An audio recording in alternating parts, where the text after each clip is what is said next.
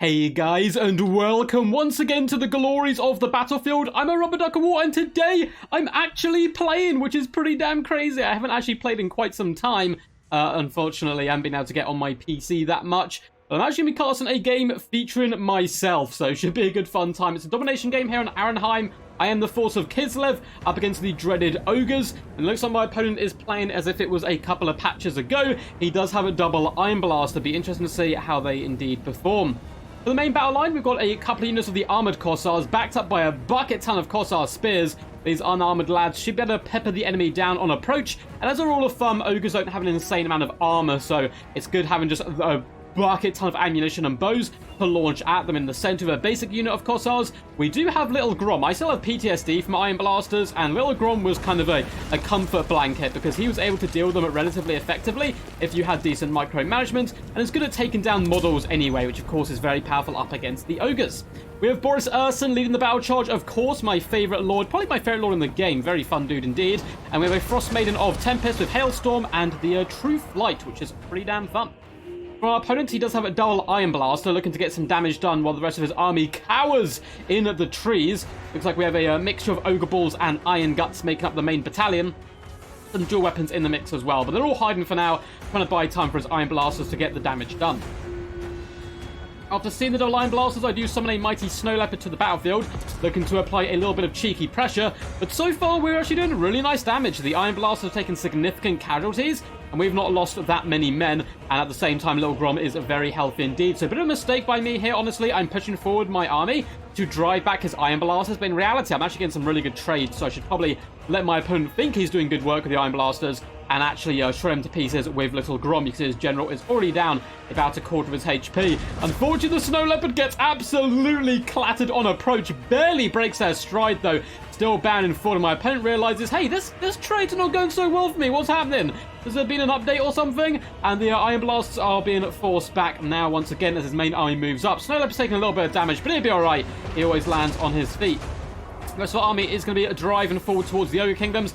Iron Guts are pretty scary, but in general, Ogre Kingdom's infantry is so cost-effective, or at least it feels that way in Domination. So I'm going to have to try to focus fire where possible. I think I've got my army in groups of 3 focusing down at different units, and we are peppering the Ogre Balls on approach. They've taken significant casualties right now. Once they engage with my front line, they'll find I'm only human, I'm relatively flimsy, and we may start getting overwhelmed. Well, I'm a duck, actually, but, you know, the guys I'm commanding are only human, and I must respect the fact they have limitations unlike a mighty duck. Boris is well and truly getting down and dirty some Iron Guts. He's going to be having an absolutely fantastic time. We do summon some Winged Lancers to the battlefield, as well as more Armoured Corsairs, and the tides of infantry pour upon the Kislev shores. We have even more troops. Looks like Iron Fists are on arrival with more Iron Guts. The Iron Blasters are being kept busy, though, with Little Grom. Winged Lancers are able to sneak up and around the enemy formation, and we're going to be beelining for that artillery. Even if we don't kill it, we'll force my opponent to use some of his reinforcements to help protect. Looks like the Snow Leopard also wants a bit of justice and vengeance for those earlier shots taken, and is aiming at the Iron Blaster as well. Get a stand your ground popped. Boris is riding to and through the battle line. Stand your ground, men and daughters of Kislev. We shall fight, and the Ogre Balls are being devoured here by a hailstorm, which Boris rides through regally. Unfortunately, Corsair Spears are getting jumped by Iron Guts. Not going to be the best day for them, despite the battle preaches from Boris himself. But we have Corsairs who are doing some point-blank range 360 no-scopes into the Iron Guts to be able to turn the tide. Now, at this point on the battle, looks like we're in a bad state. My opponent's forced us back greatly and is actually starting to claim the objectives. But at this moment, we are quite far ahead on damage value. But against Ogres, I always feel like you have to be so far ahead of them to actually look here on the battlefield, because their infantry is numerous and cost-effective. The Iron Blaster has been forced back, the general one. The other one has survived. I decided to keep the lives of my troops in the forefront of my mind, actually fall back a little bit towards the home objective where we can get some nearby support and then turn and fight the enemy. We do a rather early Shard Blade coming in, but I really wanted to get to grips with these Iron Guts and force them off nice and early. I'd rather Boris be more surrounded when we pop for that. But hey, damage is damage at the end of the day. Looks like we have another Snow Leopard on the field as well, bounding around, up to no good, and starting trouble in the neighborhood. Corsairs doing a decent job just peppering down the Ogre Balls. The Frost Maiden's even getting down and dirty, riding down the battle lines, and trying to hold the line where possible. Looks like she is casting a gust of True Flight. A little bit late there, though, unfortunately, as the boys are jumped on top of there and are being beat down by the Ogre Balls. My opponent does claim objective 1. Objective 2 is hotly contested. And we do go for a sneaky cap on objective 3, summoning some dervishes just to move up there and help the Kossar spears. I do have a worrying feeling in my gut that we're going to lose both these objectives, and I don't want to fall too far behind too early. Wing Lancers are trying their hardest alongside the Snow Leopard. We are dispatching the Saber-Tusk pack, but unfortunately, Ogre Ball dual weapons are doing a pretty nice job here. There's more enemy reinforcements on the way. The middle certainly looks lost, though. Where Boris is fighting, there is always still hope. Snow Leopard's been a pain in the butt to my opponent, just hunting down Iron Blasters, dragging away reinforcements from the front line, and we're quite happily bound in between these Iron Blasters, doing some really solid damage. Look how eager the kitty cat is to get to grips with the War Machine and drag it to pieces. Probably sees the skinned carcass on the top and sees a fallen cat and is like, no, I must avenge thee. It looks like a lovely hailstorm goes down. My god, that's a really... Must admit, I know it's myself playing, but lovely placement there by the Kislev player. Dropping on the Iron Guts, doing some pretty substantial damage. The Frostmaiden is going to fall back. Boris is holding the line, and we are getting driven back on all fronts right now. Even Little Grom is surrounded, but look who it is to come save us. It is the Ice Guard, one of the most beautiful looking units in the game. They have some awesome firing animations with their bows, and I need them to start focus firing down the enemy. At this point, I realize, look, I'm losing the objective fight, but I'm out-trading my opponent. I'm up a significant amount on damage value. Let's focus on trades for now and just try to focus down these units and hopefully push for a triple cap in the late game. That is currently my plan. Ogre Balls are being dispatched by Boris. Look how healthy he still is. He has got the fury of Urson pumping through his veins right now, frothing at the mouth, devouring and devoting every kill in the name of the Great Bear God. And that's going to be enough to drive the Ogres away. They're like, we didn't realize this boy's this crazy, and decided to fall back as swiftly as possible. There are Saber-Tusk packs, though, as well as Iron Guts on arrival. Looks like we've managed to rampage some Saber-Tusks in the trees. Our little Snow Leopard's doing a decent job. Is surrounded by Ogre Balls as well, but again, keeping a lot of the enemy forces preoccupied. In the back, it's a pretty grimy fight right now. It looks like the Iron Guts will be going down to a mixture of Ice Guard as well as the Griffin Legion. Definitely one of the coolest looking units in the game. They are fantastic, and they move in here, help dispatch the Iron Guts. Do take a bit of a blast there from the Iron Blaster, but are now going to rotate round, devour the Saber-Tusks, and somehow Little Grom is still fighting one of the tankier artillery pieces. I mean, it does have two War Bears dragging it into action. Ice Guard are now just poking down the enemy infantry, starting to whip away at the Ogre Bulls, as well as the Iron Guards. They got a little bit of armor, but nothing some well-trained archery can't deal with. Getting between the gaps, between the armpits and so on, and in the eye sockets. The Griffin Legion are able to force back the Saber-Tusk packs, as well as the Iron Guts, and two just Iron Guts, in fact. Fantastic introduction to the battlefield from them, and then they're going to drive into the heart of this formation, which is looking really, really beat up right now. You can hear Little Grom still pounding away. Objective 2 is hotly contested. Looks like the Frostmaiden will go down, and a load of units who really struggled actually up against a Snow Leopard, who did do a bit of a tactical retreat here, are going to start pushing in, but this is an opportunity. It looks bad, but so many weak and beat up units. There's one big answer to that, and that is Boris Urson. If I can pop an Ice Shard at the right time and pop the Fury of Urson to tear out the enemy, maybe we have a chance of getting this objective quickly. And in comes the Shard Blade. Look at the horrific amounts of damage coming in.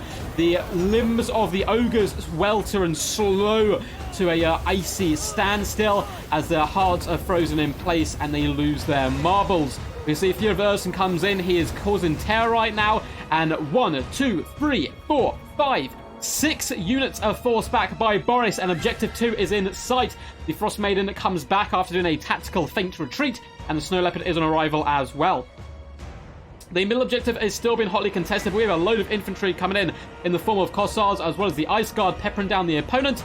And finally, that damage value seems to be adding up. Little Grom goes for the Leroy Jenkins approach and just push him onto the objective as fast as possible. Griffin Legion are being slowed by Dismember. Not a bad play whatsoever by my opponent. However, we just get back going again when it really matters, and we're going to be coming for a big rear attack on all these Ogre units. That's going to do some significant damage. That was a real limp charge there, lads. Come on, sort it out. But charge on the back and do some okay damage. Snow Leopard needs to get in on the action. He's waiting just on the side now. I do some Winged Lancers to help clear up these pesky units of Saber-Tusks and Ogre Bulls. They keep harassing my reinforcing units. We're going to deal them with our cavalry and then start moving in with the boys to get onto that objective, while the glorious Ice Guard do finish off all enemies that do threaten the back line. Objective 2 is finally ours. We do have a double cap for the first time in the game. We're significantly behind on tickets, 2,775 to my opponent, 1,300 to myself. And it looks like a big push is once again going to be applying a bit of pressure onto Objective 2. We don't have many models here, but the models we have know how to scrap. Boris ripping and tearing his mighty warbed, devouring ogres by the dozen. And the Snow Leopard's doing a really decent job, particularly when supported here by the stand your ground. And we're going to be constantly forcing off the enemy as Wing Lancers rotate to help hold this objective down, because I'm pretty confident of actually claiming Objective 1 at this moment.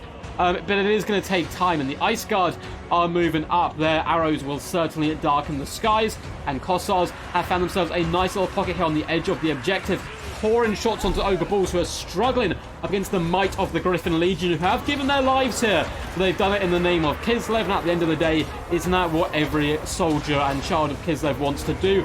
Die in the glory of their home. The Kossars do have Gust of True Flight. Once again, I'm a little late on these, it would seem. They're not going to be able to fire too often there, but hey, it has a pretty little sparkle to it.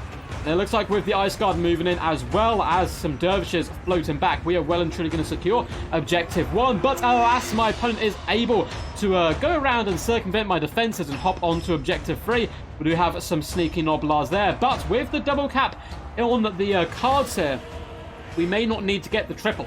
We're not that far behind yet, but I do need to capture Objective 1 relatively quickly. And Objective 2 is all ours. Nothing can fight off Boris, who's having a whale of a day. Only down about a quarter HP. I don't even have the full heals on him like the Patriarchs and anything. He's just such a tanky boy. Wing Lancers are going to be charging forward. The Wing Lancers have indeed arrived. Their journey's been foretold by the Dervishes, though, who do manage to land first. But in come the Wing Lancers as well, and we claim Objective 1 here. We have a nice little pocket of Kossars just raining hellfire down upon the Ogre Bulls, who are not enjoying this whatsoever. Ice Guard as well have been a fantastic inclusion to get us back into this game. Do finish off the enemy Ogre Bulls down here on the low ground, and now it's time for me to start really applying that pressure and going for the squeeze. We do have a unit of Armoured Kossars summoned up on the high ground here. We're also going to get some Tsar Guard action going on soon to apply pressure to Objective 3. My opponent is chucking all his units over there to defend it. He has Ogre Balls, Iron Guts, and Sabertusk packs on arrival. I don't know if he's realised a single cap will not be enough. Our double is too strong, and we're really cleaning up the Ogre Balls now. Finally, our damage output, the pouring of damage, starts to add up, because in the early game against Ogres, it's so frustrating when you're out trading them, but you can't simply force them back. They're too numerous and many, and they drive into your formations. But it looks like with a bit of steel, we are now in the driving seat. We'll have to see if our opponent can come up with anything. He does take a lot of his units off the battlefield, which is smart thinking. We have the Avengers-style team up down here on the ground. Look how awesome Boris is. But holding that objective down, mass infantry in the middle. And I'm going to, even though I only need the double cap at this point, I'm going to play aggressive. I want to push for Objective 3 and force my opponent to defend it. And really not kind of take my, foot off his neck, as it were. So we have Winged Lancers and Snow Leopards pushing up from this flank. And it looks like my opponent decides to throw in the towel then. I don't blame him. We have tuners attacking him from the high ground. And a load of infantry just slow pushing up to the top here. He may have had the high ground, but he underestimates my power, and we were able there to be victorious. Very well played to my opponent. I believe his name was Book Protect Me, please, or something like that. Book Protect Me. Maybe he's a dwarf player at heart, who knows. But very well played. Definitely living a couple of patches ago, though, with the double Iron Blaster. 1.1k value and 244. Certainly gone are the glory days of the Iron Blasters. For the mighty Boris, his glory days shall never fade. And he only got, 1.3k gold value, but at the end of the day, he still had, I think, just over 3/4 of his HP, was able to break units left, right, and centre, twirl his little moustache, and have a good day all round. I love Little Grom as well coming into action. 1.2k value on him, despite getting 0 kills. That's so much pressure he can apply to the Iron Blasters. I thought the Ice Guard were a big turning point as well. 1,000 value on them and the Griffin Legion. Those two coming in when they did really helped us out quite a bit. Hope you guys enjoyed this game. It was a lot of fun to play, actually. I really enjoyed getting back into the action and casting a domination game. If you guys enjoyed, make sure to leave a big fat juicy thumbs up. Subscribe to the channel as well for more glorious content into the future. And yeah, feel free to comment down below what you thought of the battle, what you'd like to see in the future. Leave a funny comment, leave a quack. I really do enjoy reading them all. Unfortunately, I'm not really able to reply to that many these days, as there's just so many glorious comments, but I really do love reading through them. And yeah, look forward to seeing more under this video. There's a load of links down below to Twitch, Patreon, and Discord. Discord is where you can submit replays to be live cast on the channel. And, yeah, you know, join in events and all that kind of cool stuff. Chill out, have a big community of players. And Patreon is where you can support the channel financially. I do lessons over there. And likewise, you know, massive shout out to my Patrons and YouTube members for keeping the channel up and running. They're the reason that we're still able to do this glorious work. Until next time, guys, peace, and as always, stay awesome.